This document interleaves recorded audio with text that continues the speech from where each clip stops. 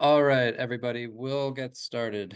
So, welcome to the quarterly meeting for the Managing Healthy Landscapes group through Chicago Wilderness. I want to say thanks everybody for coming online and in person. And Laura, do you have anything you want to say before we get going, or Lake, or Patty, or Ted, as the general CW leadership? Gosh, this group, I can't think of anything right off the top of my head. We have a big agenda, so that's okay. All right. Great. So we'll just go right into our first.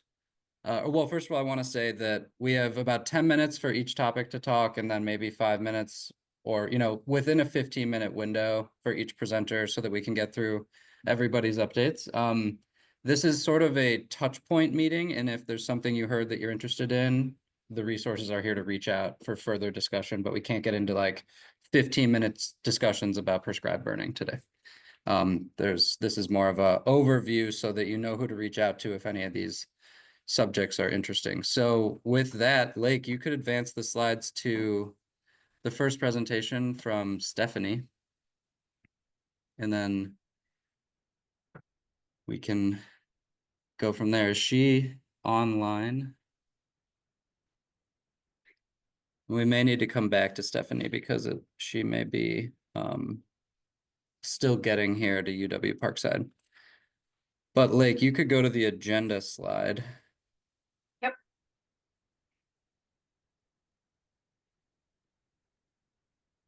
Yeah, we're having trouble hearing you. Sorry, it's not letting me advance backwards. 1 second. Oh, that's okay.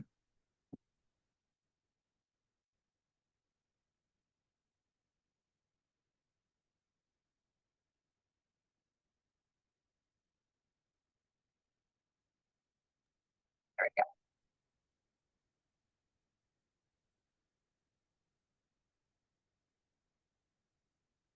we go. And we still see the first one. Someone else is sharing. Okay. It doesn't show the agenda. No. Morning, Laura. We have a few people walking in now. Yeah, it doesn't show the agenda for us. Yeah, maybe it's good to just restart it.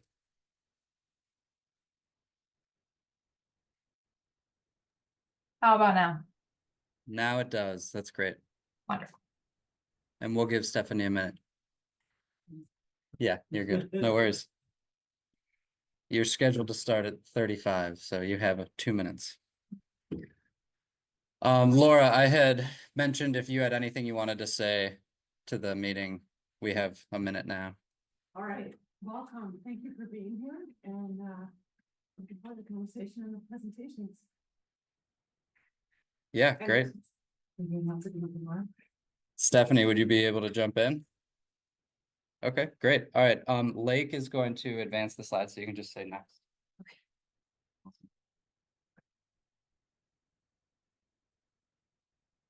All right. And maybe just check that everyone online can hear you. Just like can you hear me? Can folks online hear me okay? Okay, thumbs up. Thank you. Morning, everyone. I'm on camera, so I'm like You can do whatever you want. Stephanie Bilkey with Audubon Great Lakes. And we have some updates on our Calumet work that I'm here to share. I am so excited you all are hosting this meeting in Wisconsin because I just moved to Wisconsin from Chicago. So Pat says we miss you. Oh, well, not too far away. All right. Oh, sorry. Forget. I can't advance the slides. Thank you. So today, I'm going to talk about the work that's happening in Calumet that Audubon Great Lakes has been leading. And I'm here, representing some of the work that I oversee with our bird monitoring work, but also on behalf of Daniel Suarez, who just went out on parental leave, who is leading our on-the-ground restoration work. So I'm going to be discussing update on our project at Powderhorn Lake and in Chicago, and Marshalltown Marsh in the Gary area, as well as an update on our marsh bird data hub. So you can advance the slide.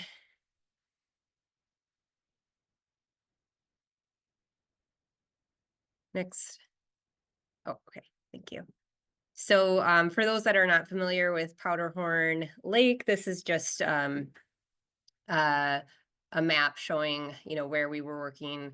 Of course, this is Forest Preserves of Cook County site. We were working closely with them on this project, and the goal was to reconnect Powderhorn Lake, which is shown on the lower half of the screen, with Wolf Lake, which is just kind of off screen to the north, through a new channel that was created that connects between the south end of Wolf Lake and another kind of smaller wetland just north of Powderhorn. And so this reconnection project took several years, and it was just completed in 2023. If you want to advance the slide. I guess keep clicking through. Yeah, one more. That's good. Okay, so go back. So these are just images showing the water control structure that was installed in 2023. And now it gives us the ability to draw down the water at Powderhorn. And the idea is that with the ability to draw water down and then let it back into Wolf Lake, then we can potentially store better marsh habitat in the lake, because right now, or previously, it was all just open water and didn't have a lot of vegetation, which wasn't providing a lot of great habitat. Though surrounding the lake, it has been a pretty unique site with a lot of interesting dune and swale habitat. But the lake itself was not very vegetated. So the water control structure will give us the ability to draw down. There have been some different complications with the water control structure, with beavers trying to build a dam near it and leaving vegetation there, and also just trying to balance the needs for how the new channel acts as fish passage, and trying to have that open for fish to move back and forth, but also being mindful of the different conditions that it'll create for other kinds of wildlife, and also balancing with the people, because we're really right adjacent to a residential area here. So one of the ideas with the new water control structure was to let some of the water through so that it doesn't flood the surrounding neighborhood. So there's a number of issues that we're still working through to balance all those different components. And we're also conducting regular marsh bird surveys to see how this new ability to regulate the water in Powderhorn Lake will affect birds as well. So that's still underway. If you want to go to the next slide. U.S. News and World Report 2024 to 2025, including Northwestern Memorial. All right, and then we have also recently, since last year, installed some automatic water level sensors in Powderhorn, as well as a couple other sites in Calumet. This will help us better understand how the changes in water level are occurring, and how water levels may be responding to large precipitation events. And then we can also see how birds are responding to these different water levels, since we're collecting data through surveys. So this will give us a better idea of how we might want to raise or lower water levels based on the responses that we're seeing. Next slide. Oh, this is just showing, I guess you can go back, showing some of the data that comes out of these water level sensors. This is pretty exciting because we can actually look at it live through some tools that are available that we use. In the map there on the right just shows the different places where we have these sensors, but we can actually record live readings throughout the year. And be able to use that live data before we had just regular sensor or water level devices where we had to manually record the water level. Next slide.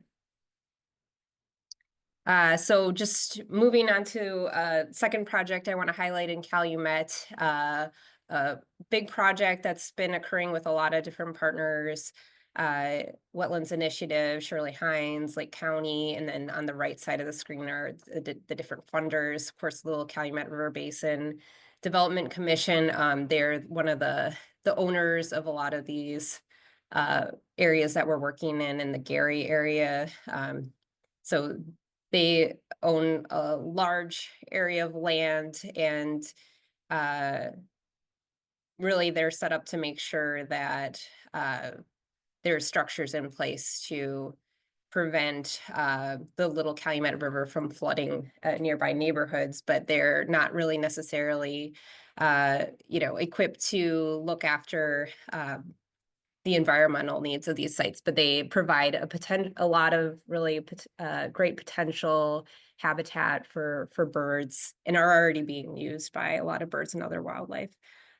So Audubon and partners came in to help plan for how to best restore some of these lands.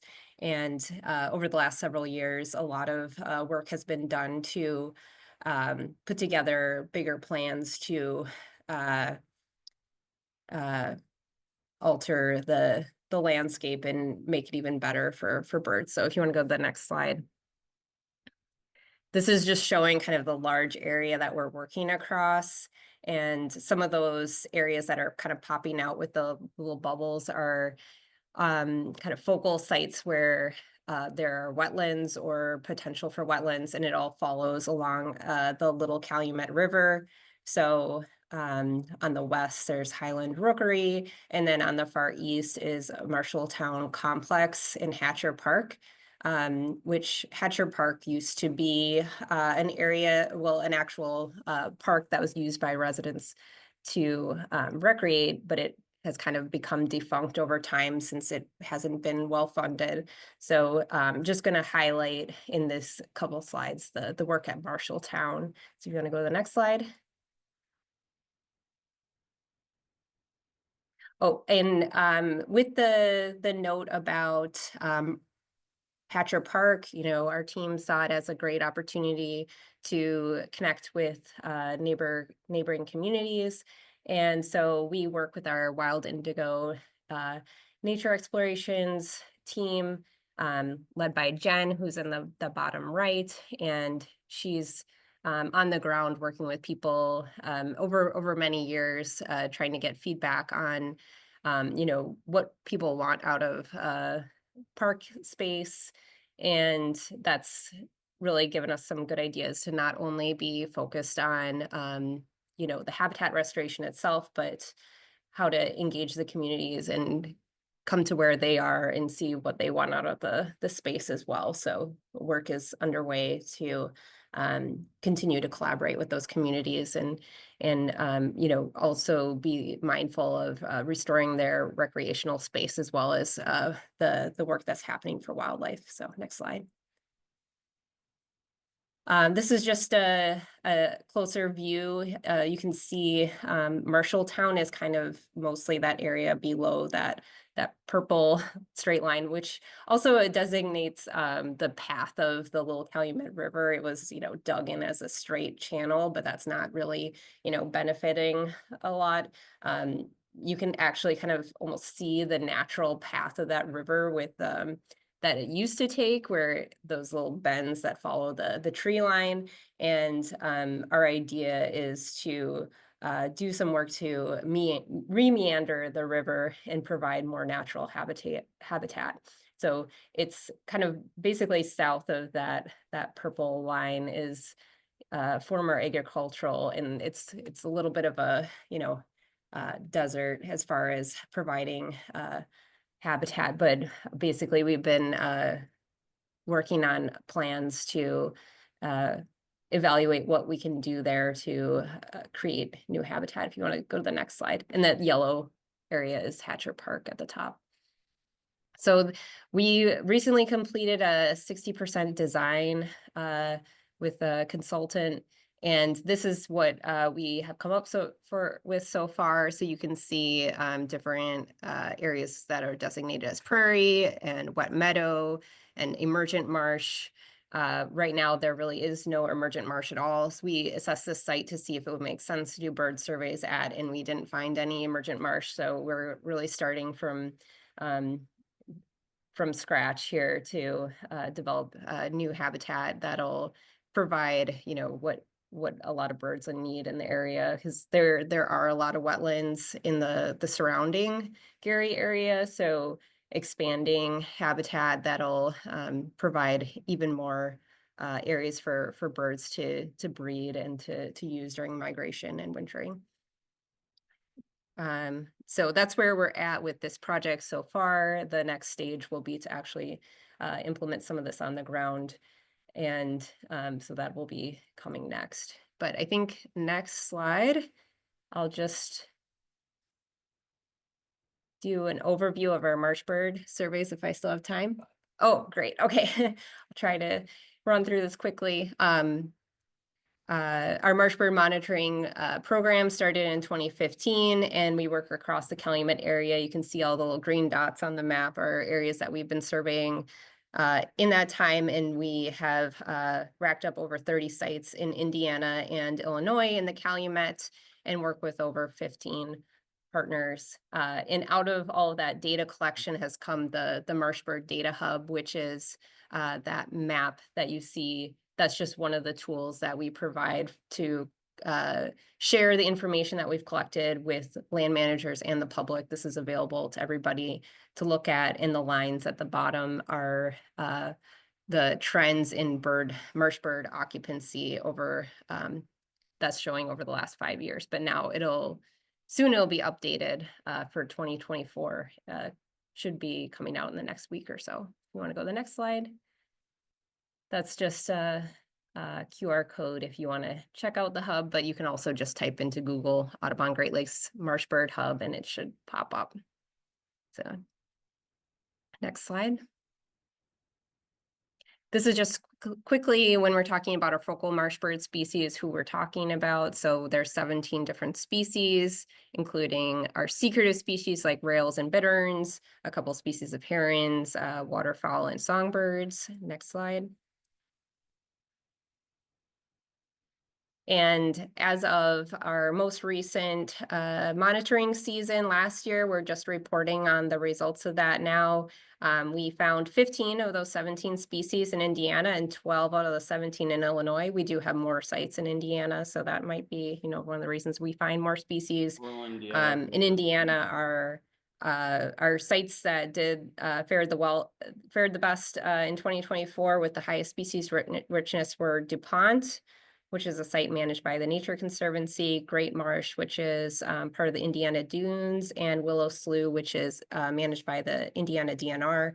And then in Illinois, some of our highest species richness was at Orland, Big Marsh, Burnham, and Powderhorn. So those are 3 sites managed by the Forest Preserves of Cook County and 1 Chicago Park District site. Next slide. And just every year now that we've collected enough data, now going on 10 years for starting this year, will be we are able to gather some trends on how marsh birds are doing across Calumet. And what we have seen is most species trends are relatively stable, which is good because across their ranges, a lot of these species have been declining. So even species like common gallinule and least bittern, which are on the Illinois and Indiana, you know, state species of concern list, it's good to see that those trends are relatively stable, though, you know, they are on the lower side as far as occupancy. But next slide. And we do have a few species that are showing declines. So that is noteworthy: American coot, black-crowned night heron, and pipe-billed grebe. So those are just stand out as species that may be you know, ones that we should focus on more. I know there's other partners that are working a lot on black-crowned night heron to kind of better understand what's happening with them. But it also, some of these trends, especially with pied-billed grebe and American coot, could be related to low water levels, because these species do tend to need higher water for foraging. And then, oh, just pointing out that of the species that we're focusing on, the species with the highest occupancy are marsh wren and sora and swamp sparrow. Not surprising, marsh wren and swamp sparrow are smaller birds, so they have smaller territories and they can fit in more individuals into you know, these small wetlands that we have. And sora is the most populous marsh bird, or of the rails across North America. So they tend to do well even in more degraded conditions, but they do also respond to management. All right, I think that might be it, but might be one more slide. Just showing what we're focusing on next. Continuing to implement more engagement along the Little Calumet River, which I spoke about. Actually implementing the design at Marshalltown. And then, like I mentioned, our latest marsh bird update will be available live on our website soon. So we'll be notifying our land managers, which some of them are on this call, about our latest update. We're also going to be determining a bird friendliness index, which will be another way of measuring, you know, how birds are responding to habitat, but also help us compare different sites to each other as far as you know, how much habitat and how high quality the habitat is for marsh birds, but also be able to track over time, you know, if that's changing with restoration. And we also are working on a publication that we hope to put out in the next year about how different marsh bird species respond to different habitat conditions on the ground. That'll also help us better understand what these birds need.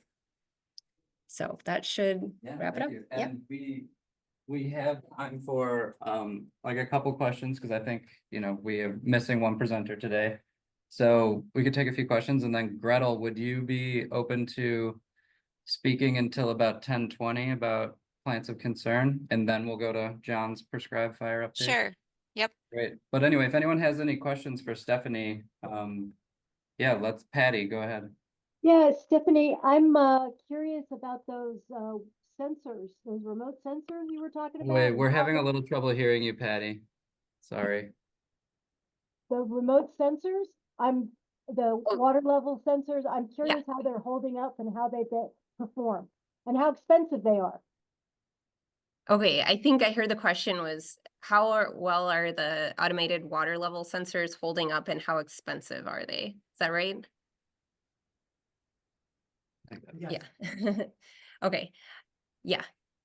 Great question. Yeah, so they weren't terribly expensive. I might have to get back to you, Patty, on how much they cost, though. I can't think of that off the top of my head. The challenge that we found is that they use a mechanism where they communicate with like an existing antenna network, which I'm forgetting the name of right now, but we had to install a new antenna at Wolf Lake in order to get better signal from those. And so that was like an additional cost that we didn't necessarily anticipate. Again, it wasn't extremely high cost, but so there's that. It has to be able to connect with the existing network of like radio towers that they use. And we also found out that some of them were not communicating well with those towers, probably because of like radio signal interference. And Calumet is just a weird area where it has a lot of landfills and things that could potentially obstruct radio signals. So we might have to put in another tower to read those signals, or I think they might actually have to replace one of the sensors with different technology so that it might like communicate with cell towers. So there are some kind of unforeseen challenges there, but and so far they're holding up well. I mean, we just installed them last summer. I believe there might have to, I don't know exactly, but they might have to like remove them in the winter with ice conditions, though. All right. Thank you, Stephanie. That was so interesting. So much great stuff going on in the Calumet. Okay. We'll move on to the next presenter, and Gretel. Tim Brennan is actually here. He just arrived, so we'll go back to the normal schedule. And Tim, since we're running just a little bit behind, would you mind giving us the condensed little bit of a shorter version of your talk? And you'll have to share your screen because I think you had your slides with you. So Lake, would you be able to unshare so Tim can share? Thank you so much.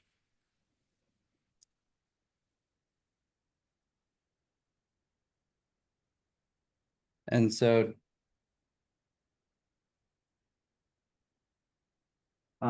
Tim, you have only about like 10 minutes. All right, I can do it. I accept the challenge. Great. Okay, thank you so much. All right, take it over. Go ahead. So hi, everybody. I'm Tim Brennan. I'm Vice President of Programs and Strategic Impact at Farm Foundation. Farm Foundation is a 92-year-old nonprofit that was founded in Chicago during the Depression and the Dust Bowl. Our mission is to build trust and understanding between agriculture and society. We do that in a wide variety of things. We work on things like farmer mental health, soil health, data interoperability, market development and access, and then lots and lots of people and leadership programs. We also just opened a campus in Libertyville, Illinois. It is a farm campus with the intention of building a better understanding of sustainability and regenerative agriculture, particularly among stakeholders throughout the food and ag value chain. And we work both on the food side and the agriculture side. I have been lucky enough to be one of the co-chairs of the Growing with Agriculture Green Initiative for Chicago Wilderness for, I think, 3 or 4 years now. It has been a wonderful experience, and it has really driven my sort of aha moment that I've had recently about the future of the Great Lakes and food and agriculture. And that's what I wanted to talk with this group about today. I will say in the Green, in our initiative, we're focused on 3 things. One is the presentation I'm going to give right now. The second is building a campus focused on regenerative agriculture here in Will County. If you're familiar with the 3rd Chicagoland Airport that was proposed back in the 90s, the state of Illinois bought about 6,000 acres of prime farmland in the town of Peatone, which is about 6 miles, actually 5 miles from where I sit today. I have a Century farm. It's a small hobby farm in Crete, Illinois. And so the idea has been to build a 3rd Chicago airport. It has not taken off, so to speak. It has not been a popular idea, but it sort of rears its ugly head every few years when there's an election. So we have developed a proposal for that land to be moved into a land trust that would allow us to build a regenerative agriculture center to help do research, to allow farmers of all different kinds to grow regenerative at scale, but also to provide the infrastructure necessary to transform the food system in the Chicagoland area. And so you'll hear lots more about that in the future. And the third thing we do in our section is field trips. We find there is no better way to help people understand food and agriculture in the Chicago region than putting them on buses and taking them to a variety of different farms, as well as other conservation sites related to farming. And so that's what we work on. So the program that I am presenting today is really about climate change and the effects that it will have on agriculture in the Great Lakes region. And so I apologize for those of you that sort of know all of these things, but this is, as you know, the Great Lakes region is one of the largest fresh watersheds in the world, almost 100,000 square miles of surface water, It affects a lot of states: Illinois, Wisconsin, Minnesota, New York, Ohio, Pennsylvania, Michigan, as well as, of course, the provinces in Canada. These are extremely fertile lands, thanks to the glaciers that created the Great Lakes. As you know, corn, soy, and to a certain degree, wheat crops, as well as about 15% of the nation's dairy, are produced in the Great Lakes regions. There's a lot of microclimates within the Great Lake regions that allows us to grow specialty crops. In Michigan in particular, blueberries, cherries, asparagus. Minnesota is great for sugar beets. I grew up on an organic farm in northeastern Ohio, and that region is a wonderful grape growing region because of the microclimates. But this region produces about $15 billion in agricultural crops every year, and that it continues to increase. The evolution has been pretty quick over the past 75 years, from basically sustenance farming to large commodity crop farming. The average farm size necessary to be profitable in the Great Lakes region with commodity growing is about 1,000 acres, although here in Illinois, the average is probably around 2,000, working towards 3,000 acres per farm to be under production. However, the average farm size within these regions is still around 250 to 300 acres. Those farms are not sort of self-sustaining. In other words, people work off the farm in order to survive. But we see, a tremendous amount of consolidation and farms just simply getting bigger. So what we know about climate change is that sea levels are going to rise. People are going to move from coastal communities. The fires that we see in California are not the first of its kind to drive people to this area. We have seen climate migration already happening here in the state of Illinois.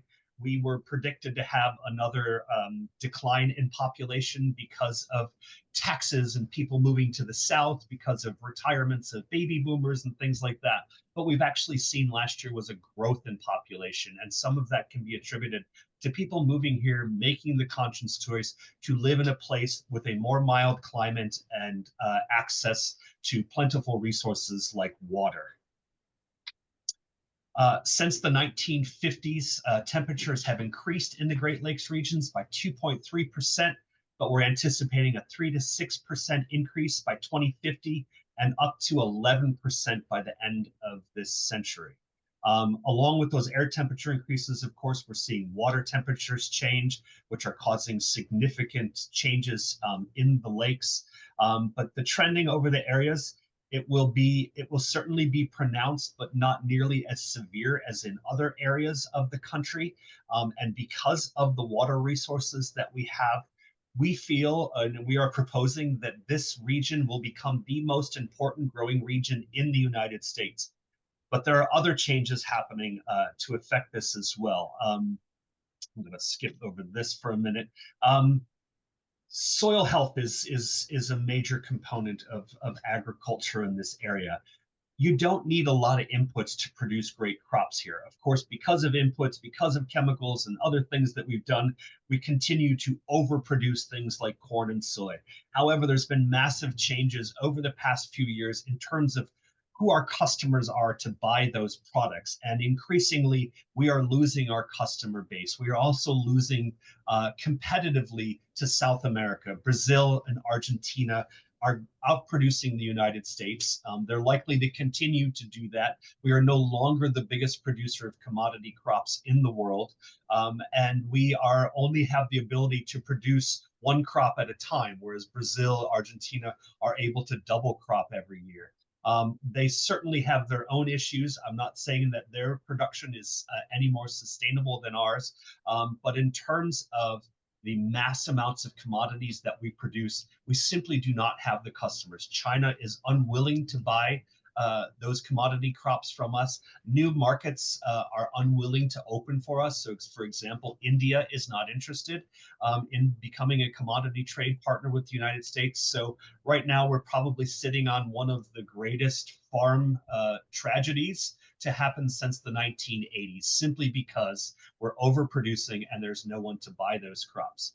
Now, I'm going to skip ahead on some of this sort of stuff. Thanks, about like another 2 minutes or so. All right. Thanks, So what Tim. do we You're doing great. Thank you. So what we are proposing that we do is build a strategic plan for the Great Lakes region that is focused on not 10 years, 20 years, 30 years from now. Climate change is here. It's having significant impacts. The markets have changed drastically. We need to help farmers make some changes. And some of that can only happen if we do things like invest in infrastructure changes. So for example, Southwest Wisconsin right now, the driftless region, there's a lot of people from Texas buying land there because that's going to be great grazing land in the future. Not good production land, but great grazing land. But there's no feed production there. There is no processing facilities for beef production. So anything a farmer wants to do or grow, for example, I'm growing hazelnuts on my farm here in Crete. I've got no one to sell them to. There are no markets for things other than conventional corn and soy. So we have to do a lot of investment, but we need to get the entire region, both our legislatures, the companies, and farmers on the same page so we can make this transformational change that is going to be absolutely a necessity this year, not a decade from now. So these are just some key takeaways. I'm happy to share this slide deck with anyone that's interested. I invite any of you to join our Green Vision group to talk more about this and help us plan. But thanks for this opportunity. Yeah, Tim, thank you so much for being the ambassador to the Managing Healthy Landscapes group. We have obviously a lot of literal common ground. Absolutely. Thanks a lot. So if you have questions for Tim, you can get in touch with him or get in touch with me, and I can help you get in touch with Tim. But let's go to Gretel Kiefer with the Plants of Concern update, who Lake will also be presenting virtually. And thank you, Lake, so much for all of the technical assistance today. You're the hero. Doing my best. All right, Gretel, feel free to take it away whenever you're ready, and you have until 10:20. Okay, can you hear me okay? Yes, yep. Great. I'm Gretel Kiefer. I manage Plants of Concern, a community science rare plant monitoring program at the Chicago Botanic Garden. And we are about connecting people and plants to support healthy humans and habitats. We are able to do what we do through the support of many partners that are on this call. And through these partnerships, we do our core work, which is rare plant monitoring, but we also do more in-depth plant recovery work. And let's see, also I should mention we are supported in a large extent from the Nagani Institute, which is the science department at the Chicago Botanic Garden. In 2019, we were fortunate to get a large gift from an anonymous foundation that enabled us to develop a tech platform. So we have great digital tools for training and for collecting rare plant monitoring data. So a community scientist can go out and use the app to navigate to a rare plant location and collect data. And we are excited and hoping to share these tools with other monitoring programs, other states in the future. We started in 2001 in Northeastern Illinois, started by Suzanne Macy at the Chicago Botanic Garden. And since 2021, we've been active in Southern Illinois. And then just last year, Northwestern Illinois was our expansion region, led by Grant Fessler. So Grant is active in Northwestern Illinois and Chris Benda in Southern Illinois. So Plants of Concern typically monitors state-listed threatened and endangered species, but also regionally rare species, federally endangered species. I chose some of these to put up here. We had a really exciting find in Northwestern Illinois this past year where pink lady slipper was refound after not being seen for over 50 years. And I wanted to point out with Eleochris olivacea here, the wrinkle sheath spike rush, that we monitor not only really beautiful flowers, but some more inconspicuous plants like spike rushes. This Eleochris was labeled as historic in Illinois' Natural Heritage Database because it hadn't been observed in over 10 years. And we refound some locations this past year. Pulsatilla patens is a species that is on a new watch list, which was created after Brian Charles at the Illinois History Survey. Natural History Survey was updating S ranks for rare plant species and came up with a list of plants that we should be monitoring and watching out for, maybe ones that should potentially be listed. So we pair a volunteer with a location of a rare species. They collect GPS data, count the number of plants, and also look at the native associates that are in the vicinity of the rare plant, and also how many invasive species there are, and their sort of percent cover within the area. Impacts to the population like deer browse, and also signs of management that has occurred, like a prescribed fire or invasive species removal. I wanted to highlight that our platform is very scalable and adaptable. It can support one person, monitoring one plant at one site, to a land manager with hundreds of sites, coordinating hundreds of volunteers. So we have partners that have only staff monitoring or are just coordinating their internal volunteers for rare plant monitoring. We can help recruit and coordinate volunteers at sites, and the tools are able to monitor any plant species, not just rare species. So if there's a plant that's a host species for a rare insect that you might want to monitor, that is doable. And documenting rare species and their trends over time is great data to help secure grants for management of sites. We can set monitoring schedules. So if you don't want to annually monitor, and it's good to monitor on a regular schedule, and our platform allows rotations, so maybe every 3 years. And we have a great interface for land managers to see the data that they collect, to download the data, and also look at who's assigned to monitor what. In 2024, combined in all 3 of the regions where we're active, we had 260 community scientists monitoring at over 360 sites. They submitted over 1,200 reports on 339 species. So we have a lot of rare plant monitoring data. We share data with land managers that can help guide land management. Happy rare species as healthy habitat, and send all of our data to the Illinois Natural Heritage Database, which is a centralized source of information.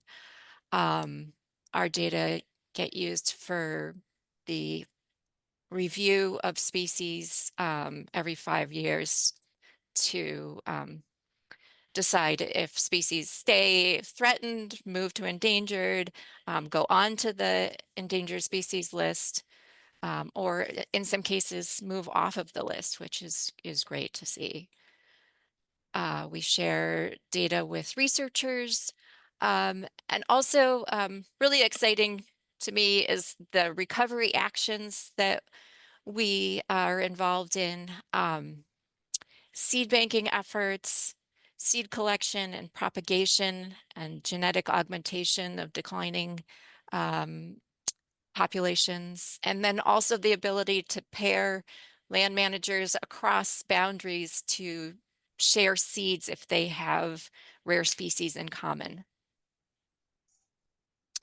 Upcoming will be at the Illinois Association of Conservation Districts Conference at Starved Rock in less than a month, and also at Wild Things. So look for us there. And I just want to highlight my staff, the community scientists and supporters of the program, and thank you. Please reach out to me if you're interested in monitoring plants. Thank you so much, Gretel. It's just great to hear the 2024 update and numbers, and remind people about the opportunities coming up in 2025. I think we have time for 1 or 2 questions, as long as they're quick. Does anybody have any questions? What's the possibility of expanding to Wisconsin, considering we're sitting in Kenosha County? Wisconsin has a rare plant monitoring program, but our tools can be used anywhere. So if you want to collect data and have it at your fingertips, like, be happy to share the platform. Any questions online?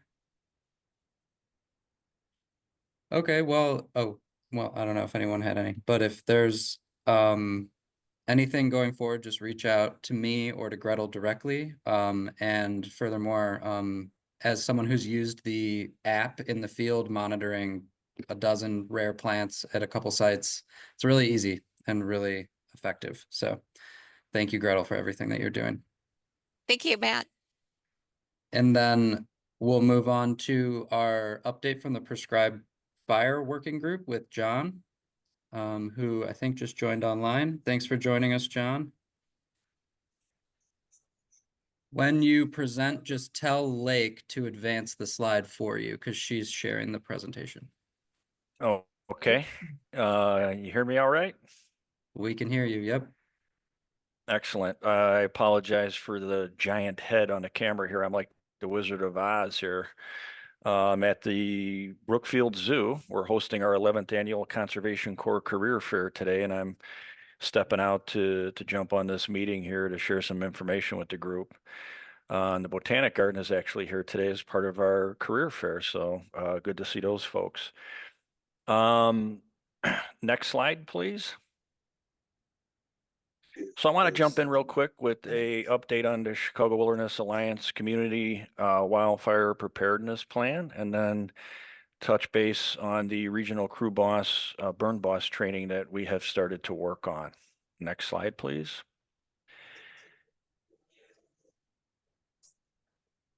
So I'm not going to read all this here, but anyone who has been paying attention to this group and then the executive council knows that we have sort of finalized this document. That this process started back in, I want to say, August of 2022. Yeah, when I realized that the existing preparedness plan was going to expire in August of 23. So let that be a lesson to anyone. If you're going to revise a Chicago Wilderness document, you need at least 2.5 years to get that done.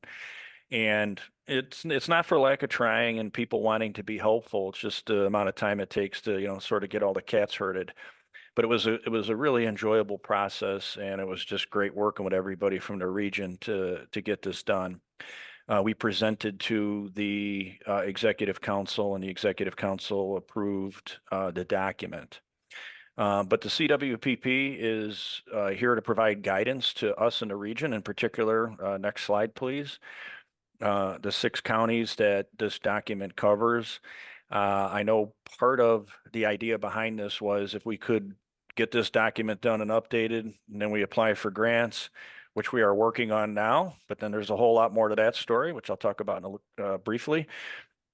We could expand this to additional counties, or maybe if we got some real money, the Chicago Wilderness region as a whole, but I don't think we're there yet. But anyway, it was a really good process with the 6 counties, and things are moving along right now. Next slide, please. So this document really focuses on wildland urban interface and potential wildfire impacts to those areas. And as you could imagine, over a 10-year period, that the wildland urban interface in the 6-county area actually decreased, right? Not a surprise to anybody with the way development is happening in natural areas, agricultural fields, et cetera, are sort of disappearing. And as you can see here, when you look at the total acres that fall under what we call high risk across the 6 counties, it amounts to just over 1,600 acres. Okay, so not a whole lot. And so one of the main things that we did was we really shifted the focus of this document to potential smoke impacts to folks in and around these areas where we have vegetation that could cause problems.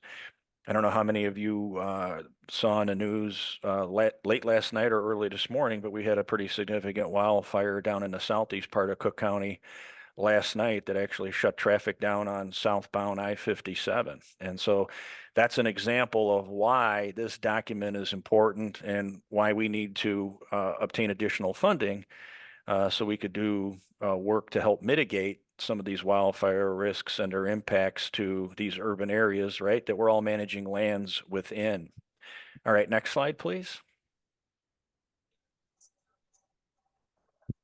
All right, and what comes out of this document here is some recommendations, right, that need to be worked on and then mitigated. So the CWPP is really, like I said, this guidance for here's what you could do to mitigate these issues related to wildland urban interface issues. And then this really allows us to have this official document that the federal government and hopefully granting agencies, if they're going to let them spend any money, will be able to fund the work that we all want to do. So some of the key things that we were focused on is heavy fuel reduction, right? Most of us suffered impacts from emerald ash borer. We have a lot of standing dead ash and down dead ash that create problems for us. Sudden oak death is creating issues for us. Training, right? We're all working on advanced type trainings and regular basic fire training that we need. Training for local fire departments. Here we had over 10 different fire departments that responded to this wildland fire last night. And the vast majority of those folks really did not understand what they were doing out there. And so this is a real opportunity for us to engage with those folks and have them have a better understanding, not only of the work that we do, but being able to protect the public when we have situations like these wildland fires. Next slide, please. So where we're at right now with this document, as I said, approved by Chicago Wilderness Executive Council, and it's been signed off on by them. I am presenting to the General Assembly of the Metropolitan Fire Chiefs Association on February 6th to get their final approval. I did a presentation to their executive board back in November, and they signed a letter of support for us at that point unanimously. And then the document is also in the hands of the state forester. So those are sort of the 3 big signatures we need to make this document official. We're working with Ben Schneider, who's the fire manager for the Illinois Department of Natural Resources, who has a very good relationship with the state forester to get this sort of final sign off. And then this document will be 100% official after starting this process in August of 2022. So I will be very excited about that. And again, I want to thank all the partners that worked on this. It was really a fun process. Next slide, please.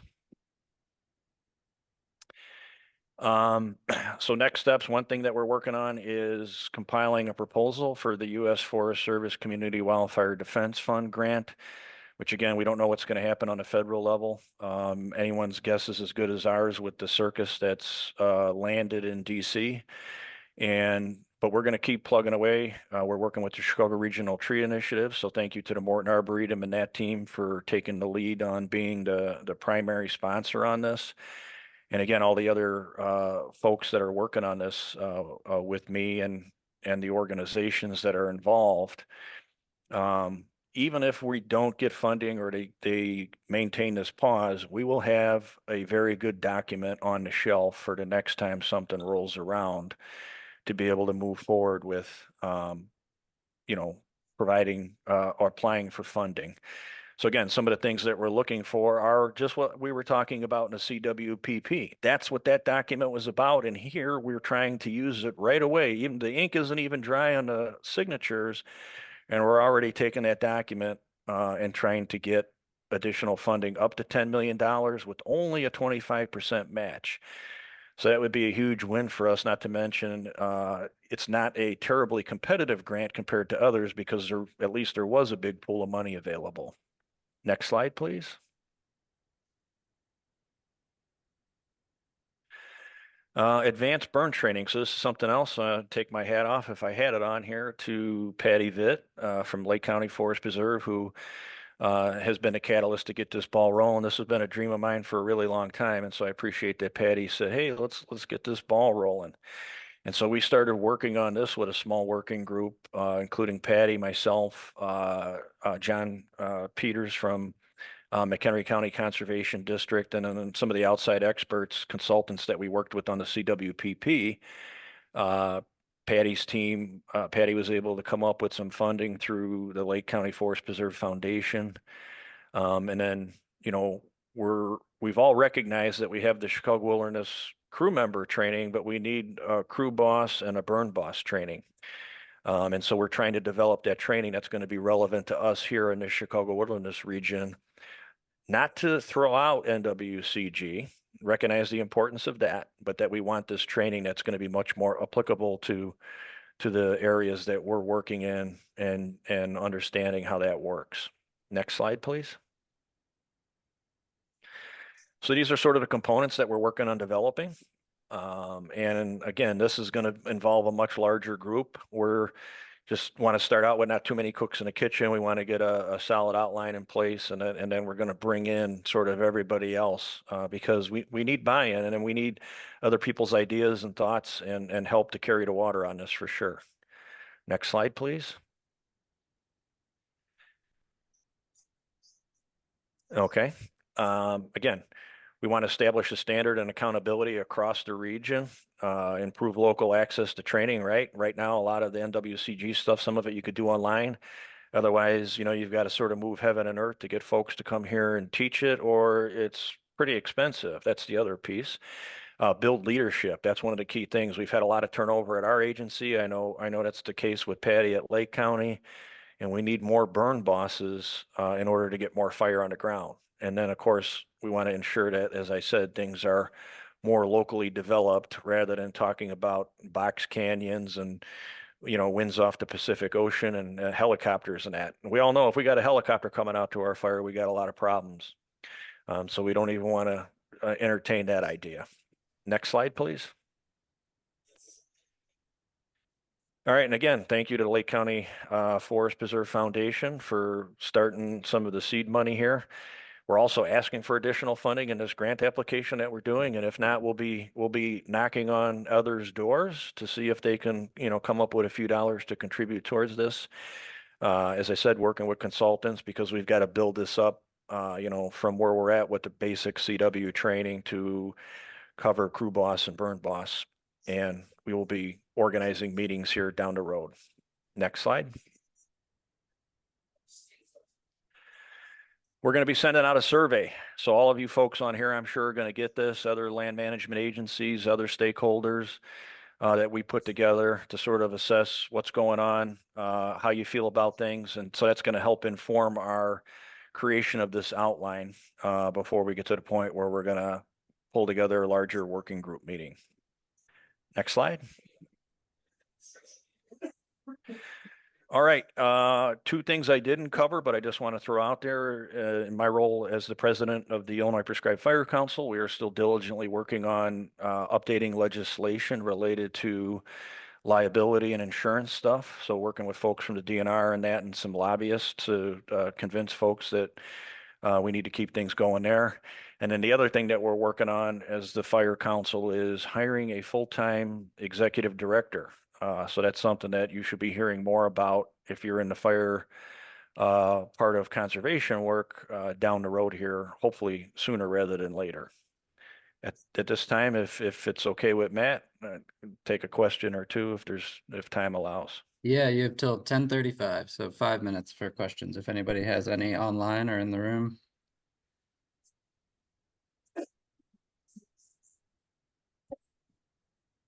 We have one in the room from Ted. I can repeat it for you. John, one of the things that has come up in some of the protection conversations and policies is that liability framework through legislation. I assume you're involved in those conversations, but one of the things, because this is a difficult money year for the state of Illinois, is we're looking at a limited liability pool, and there are other people that can explain that better than I can, but is that something that you would support, or that you're thinking about, or you're in touch with that group? I assume you are, but I just want to make sure you are. Yeah, absolutely. You're talking about sort of modeling after what they're doing in California. Yeah, that's exactly it. Yep. Yeah, we have talked a lot about that to try to figure out a way, right, to give the insurance companies a little bit of a level of comfort. Yeah. And so we're trying to work this from a bunch of different angles, and that's certainly one of them. And no, you're right. I mean, with the financial situation right now with the state, we don't know where that's going to go. We're trying to convince people, you spend now or pay a ton later, right? And I think that's one of the lessons learned from what happened out in the LA area. I mean, it's a very complex issue, but that's one of them, right? Is if you don't do this work ahead of time, it's going to be much more money on the back end. And so trying to convince people that you make this small investment on the front end, allow us to get more fire on the ground, we could really minimize a lot of these impacts. And so we just got to keep fighting that fight and trying to convince folks of that on the front end. Thanks, John. Any other questions online or in the room?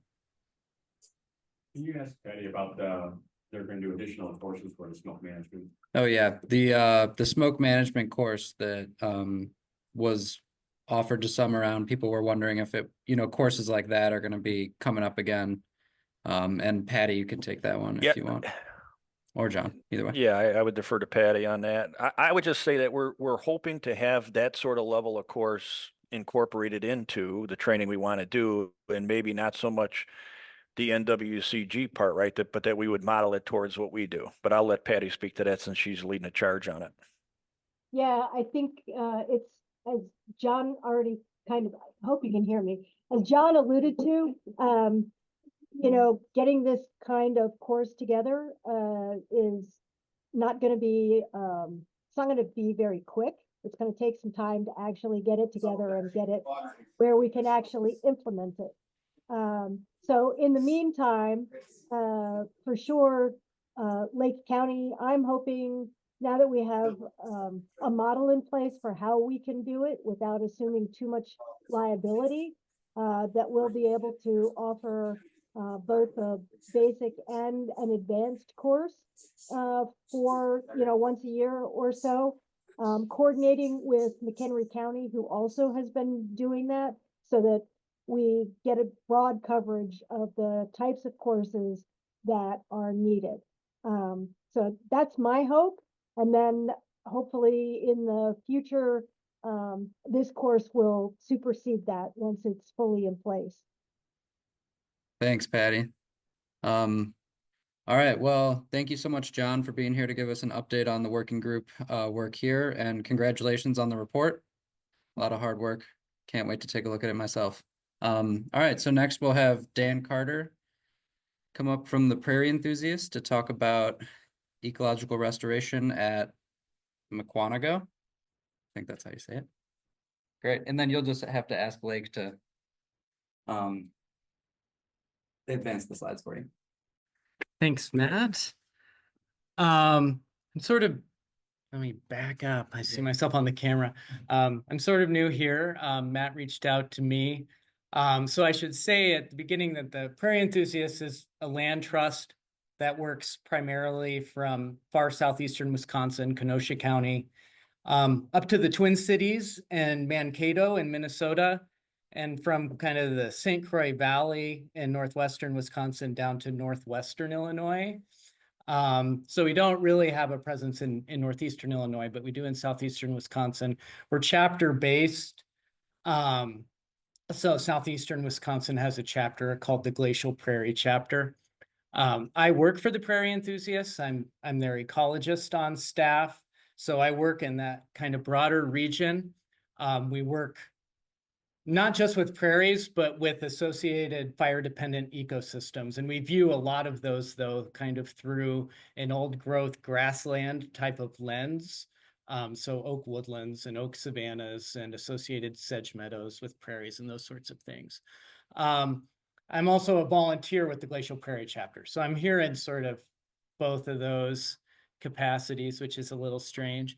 Our projects in southeastern Wisconsin, well, I'm going to talk about one, but we have a few. One is Benedict Prairie, which is in Kenosha County. It's a remnant railroad prairie. We have a management agreement with the UW Milwaukee Field Station to manage that site. We have for several years now. It had gone through a period of neglect. We protect a small dry prairie in northern Walworth County. We have an oak savanna easement in western Jefferson County, and this is a newer project for us, the Muquanago River Oak Barrens, which we're finalizing acquisition of this year, but we've been working on it a couple of years. The Prairie Enthusiasts as an organization probably has its center of land protection gravity over closer to Madison, Wisconsin, and westward from there. You can say next slide. Next slide. Yes, already forgot that. So the Muquanago River Oak Barrens is in southern or southwestern Waukesha County. It's along the Muquanago River between Lulu Lake and Eagle Spring Lake, which some people might be familiar with, and the Phantom Lakes in Muquanago. So it's between there. And I put the red dot on this map where it is. And what's in green is a sort of a mishmash of protective ownership and sewer pack environmental corridors, and orange is designated natural areas. So, why do we want to conserve that little hole that's in the middle of that? That's sort of the point. Next slide. And especially considering that this is 1940 air photo, you can see the Muquanago River sort of meandering down in the southeast part of the property. You can see a couple of blocks that maybe are a little darker that are uncultivated at the time. Those are actually a little more mesic. The rest of this, though, it's a Chelsea sand deposit, which is pretty unique in southeastern Wisconsin. So it's acid, sandy soils. The original land survey vegetation is indicative of black oak barrens. But a lot of it was cultivated in the mid-century or, off and on for periods of time. Next slide. And this is what it looks like as of, I think this is 2022. So you can see a lot of it became after it was cultivated, the final cultivation was actually cut flowers, gladiolas. It was planted largely to conifer plantation and Christmas tree farm around 2000. So not that long ago. And a lot of it was still pretty open at that time, but this is what it's looked like much more recently. Next slide. But there's a lot of good stuff there. Even though a lot of the site was cultivated, there are areas down closer to the upland wetland transition to the Muquanago River that weren't ever cultivated. And because it's a relatively sterile sandy soil that leaches nutrients, in the wake of agricultural abandonment, it wasn't so productive that native stuff on the surrounding landscape couldn't recolonize. So a lot of these areas that are old field have been recolonized by significant amount of amounts of prairie and barrens associated vegetation. Even things like false toad flax occurs in old field settings there, which is surprising, but the case. So we have clasping leaf milkweed, a huge population. The prairie phlox is pretty much confined to the truer remnant parts of this, but rough blazing star is everywhere. Hairy puccoon is there. Tall nutrush was a find last year, where in an area that wasn't cultivated historically. So far since 2023, we've observed 275 native vascular plants, not inclusive of things that have been seeded to the site since we started working on it. Next slide. Just some other examples of unique diversity there. So this is open, sandy, barrens habitat close to the Mukwonago River and its associated wetlands. It's important turtle nesting habitat. So Blanding's turtle I encountered out there last summer. But we also have other neat things that like these sort of sandy acid environments like the earth stars. That's goldeneye lichen, which likes to grow in areas that have clean air, but also high, like foggy mornings. This is low lying, and it likes to grow on the rough bark of oak trees and gray dogwood where there's dogwood and those sorts of things. Next slide. So what are we doing here? So this site is overgrown. I said we started working there in 2023. You see a red square in the middle. We started working where the site remained the most open, and that's sort of like our beachhead. So in 2023, we worked in there. We cleared exotic brush, mostly glossy buckthorn, common buckthorn, and bush honeysuckle, Christmas tree conifers, Scots pines out of that central unit and burned it for the first time. And then in 2024, we sort of moved southwest into another open area and did the same thing. And burned that in the fall of 2024 for the first time. So the central unit's now been burned twice. As we open it up, we're applying ignitions to these units every year. And then you can see we have a couple other little orange areas that are closer to the river that have important remnant vegetation. And pending being able to connect that up with the rest of it, we're managing those areas and increasing their size and getting fire on them as soon as we can. We were able to burn one. The other doesn't have enough fuel yet. The blue outline here is sort of what the goal is for 2035, chipping away at this a few acres at a time. So we'd like to have contiguous oak barrens, and as it gets closer to the river, it's more of a mesic sandy savanna habitat with connectivity to the Mukwonago River wetlands by about 2035. Next slide. Just some pictures. This is just part of that central unit where we cleared glossy buckthorn, and that aspen's girdled and it's fallen down by now. So next slide. But a lot of these have very limited herbaceous vegetation beneath them. So we collect seed locally. We do augment with some commercial seed, especially for some of the species that we can't get nearby. But sort of our process here is removing those things, seeding as soon as possible. And so this is that same area later that same season, and the things we've seeded have grown.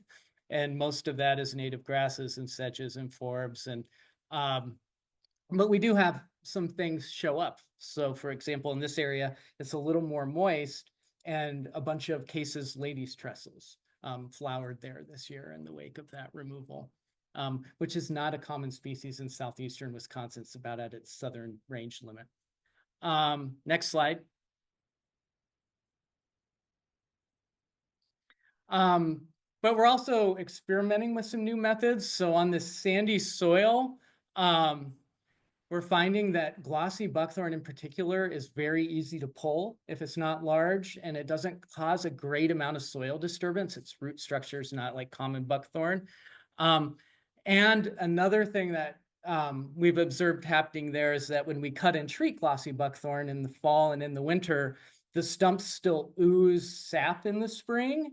And then we get these sort of 18-inch diameter dead zones around those the following season. So especially where there is remaining vegetation that we're concerned about and we don't want to impact, we're trying other techniques, including pulling, and that's just what this is showing. And that area on the right-hand side is one of those areas that has a lot of dying at slow death native stuff underneath, where we pulled the glossy buckthorn and then we burned it last fall.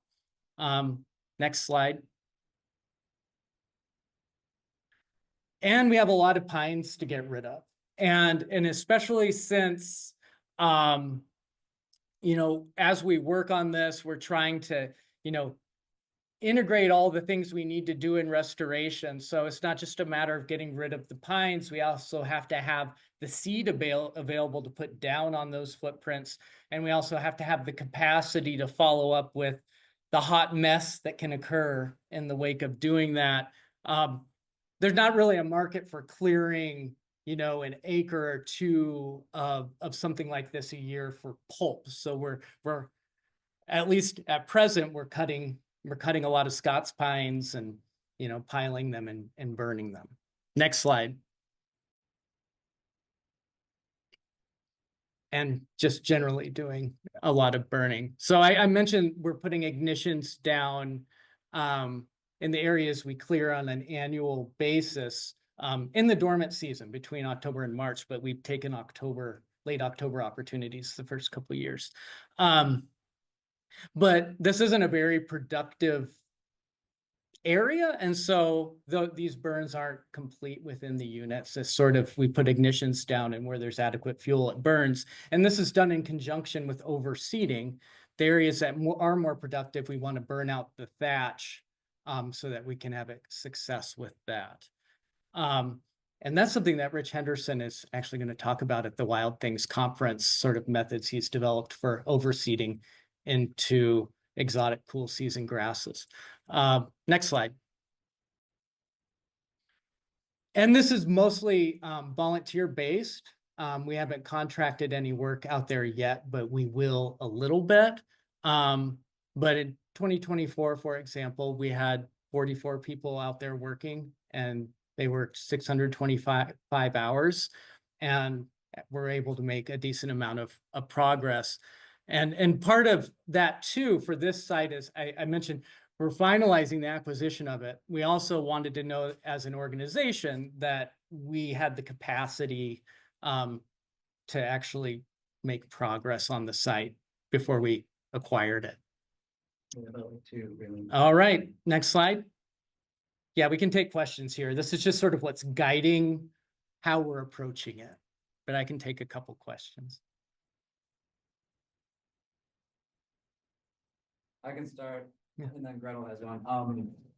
Other ways to treat the glossy buckthorn, are you using glyphosate within 15 minutes of cutting it and that kind of approach? Or I've done that some, especially closer to the wetland edge, and I can't say at present whether or not that's preferred. Yeah. But we'll find out.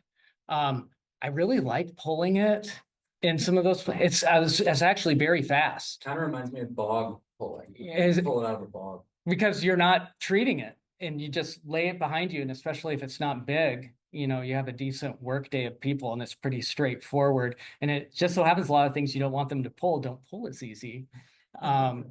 So, but yeah, no, we'll see. And you know, there might be ways of going about basal treating it too and avoiding that kind of collateral damage, but there are concerns about other, rain-free windows may be more of a concern there. Sure. Gretel? I really didn't have a question at first. I'm just very excited about your project, and it's really awesome to see progress even before you've acquired the land.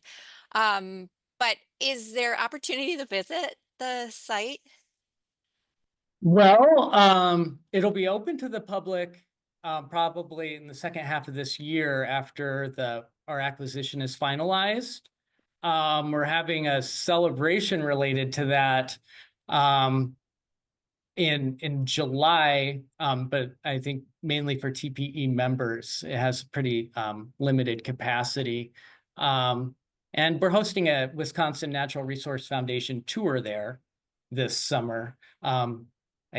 That's after the acquisition is finalized too. So, but it will be open to the public.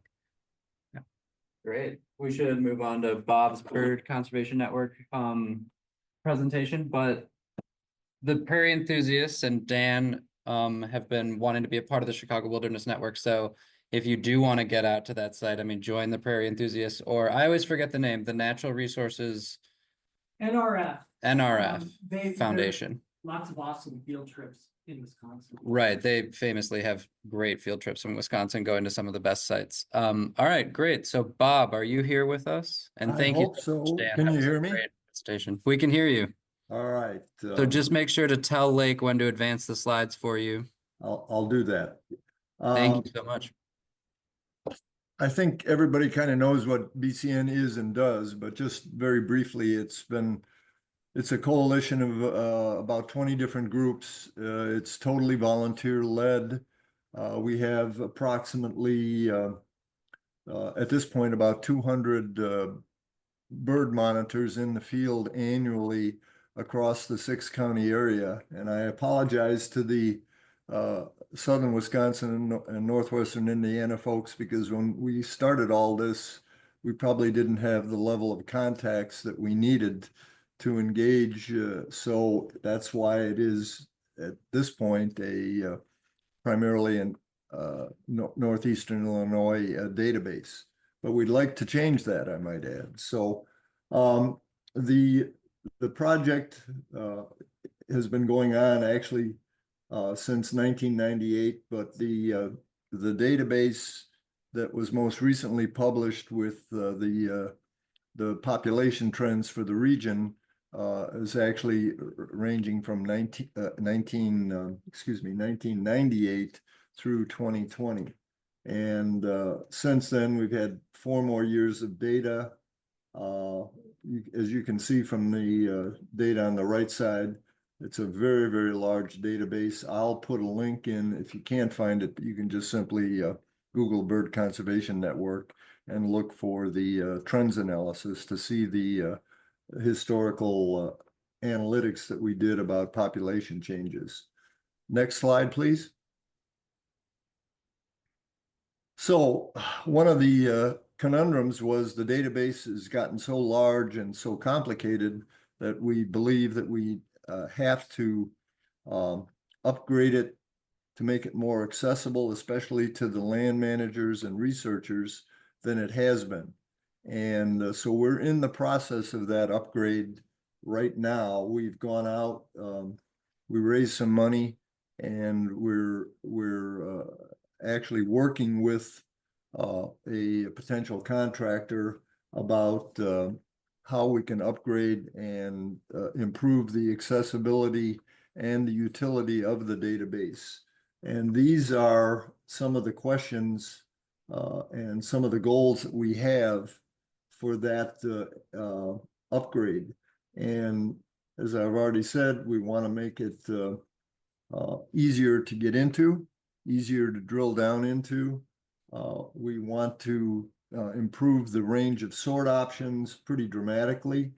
And we want to be able to apply and use more visuals, whether they're overlay maps or birds of concern focused overlays, just in the general sense to give people a better tool for evaluating land management, restoration, using birds as the breeding birds specifically as an indicator of the success and progress of that land management and restoration process.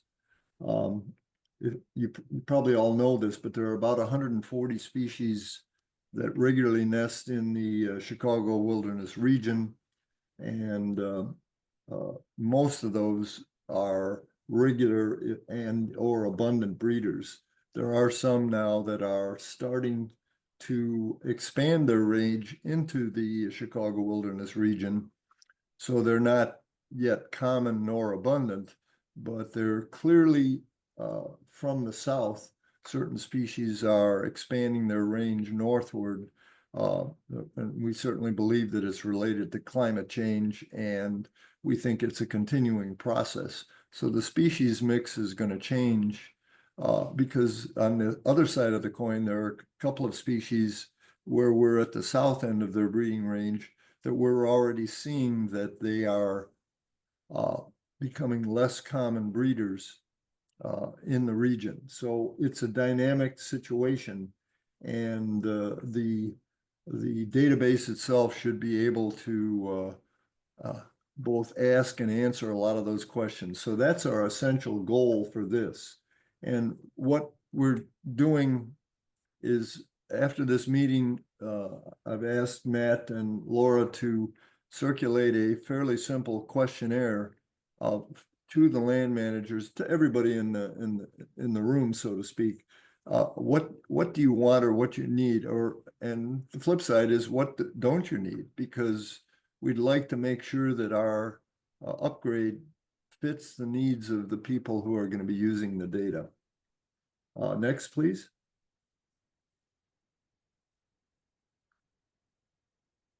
Along with the data, we've got some grand plans.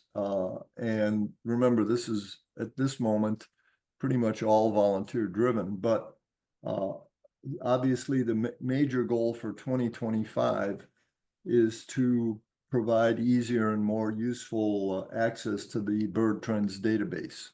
And that, I'd like to believe that by the end of the 2025 breeding season, that will be a fact, not just a target. And your input to this survey, or reach out to me, however you want to do it, but your input from the land management perspective on what you need and what you'd like to see is really a critical part of completing that upgrade. So we want to leverage the data. Frankly, we're looking for funding partners on some of the things we want to do, and we want to be able not only to answer questions ourselves, but to allow you as land managers to go in and answer those questions directly. The other thing that's going on is an evolution to some extent in bird monitoring data acquisition. I think the field is changing in terms of the availability and increasing utility of the autonomous recording units. And I think they're going to improve data quality, and they'll probably expand opportunities for data acquisition. You heard Stephanie talk about monitoring marsh birds, for example, and it may be that instead of having to wade out into a marsh to get close to where the birds are, we may be able to locate ARUs so that people can retrieve the data. I hate to say it without getting their feet wet, because they'll still probably get their feet wet. But anyway, that's something that we're pretty excited about. And the biggest obstacle to that is, while it's very useful to identify presence, it's still, the tool still needs to be improved to identify numbers or beyond just presence. And I think that will come. Our other priority, and you'll hear more about that, is, can you go back for just a sec? Very quickly, I'll just say that we're going to be talking at Wild Things about the migratory bird question of what we can do in terms of land management to help the migratory birds, and also to develop some techniques for some of the under the radar species, so wetland birds, nightjars, and so forth. And obviously, I mentioned it already, the climate change issue and how does it change abundance and range. So go ahead to the next. We've got 22 years worth of data, and it told us pretty accurately what was happening, but not why. So that's really the other motivation for trying to make a a better database, a more accessible database, and a more useful database. And the big question right now is, when do we update that? When do we extend that time frame? I think in the real world, we're going to probably make a major effort to incorporate the last 5 years plus 2025 so that the database will become shall we say, 1998 through 2025 database. And we'll see what the shifts in numbers that have occurred over that longer period. And obviously, are there changes in birds of concern status and so on and so forth. Go ahead to the next. The other thing that we do, obviously, to gather the data is we have an ongoing recruitment process. And last year, the year before last, we recruited almost 50 new monitors, and there's turnover from year to year. Last year, we recruited about 25 new people, and we hope most of them will stay on for this year. And our target this year is, again, get about 25 people. But what we've really done is we're seriously looking into the autonomous recording units. We've got a couple of trial projects that'll probably take place here in 2025 where they'll be utilized more. And we've developed a fairly successful training regimen, which is available to everybody, and it's focused on birding by ear. And so if you have a situation where you want to access that, right now it's not on the website, but it's going to be there. And we introduced that last year, and it was quite successful for a lot of our new monitors.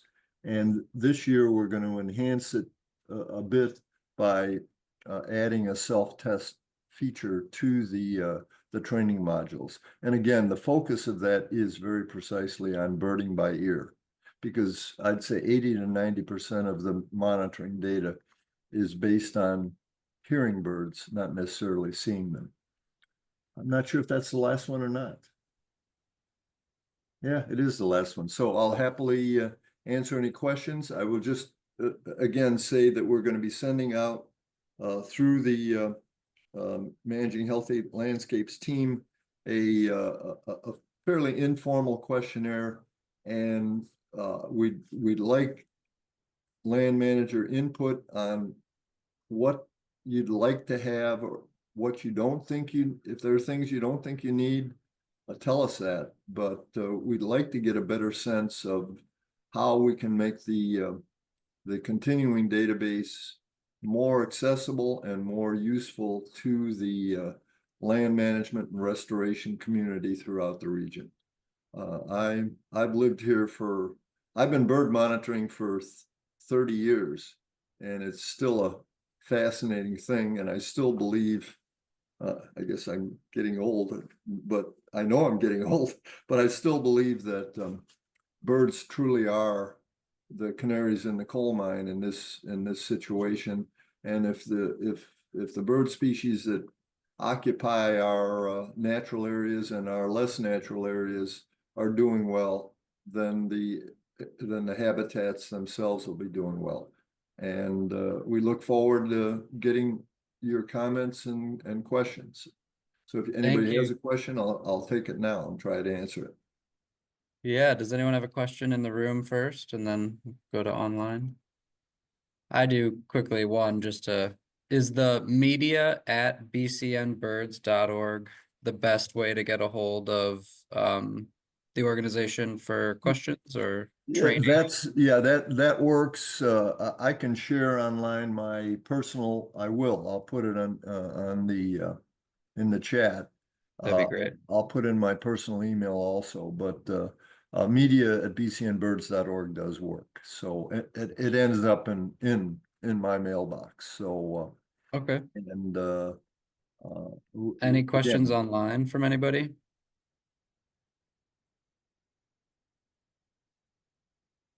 All right. Well, Bob, thank you so much for the update, and this is exciting. There's so much data there, and collecting it in an efficient and meaningful way in the future is a great endeavor. So thanks so much for giving us that update, and we'll get back to you with survey results hopefully soon. All right. Well, thank you so much, everybody, for being here online and in person for the meeting. We had a whirlwind agenda, but it's fun to pack it in because there are a lot of exciting projects happening. So, Laura, Lake, and I will send out details about the next meeting. I don't remember when it is, so we'll tell you in an email coming up with the notes from this meeting. All right. Thank you all so much and enjoy the rest of your week. Feel free to reach out to me, Patty, or Laura with any questions. And thank you, Lake, so much.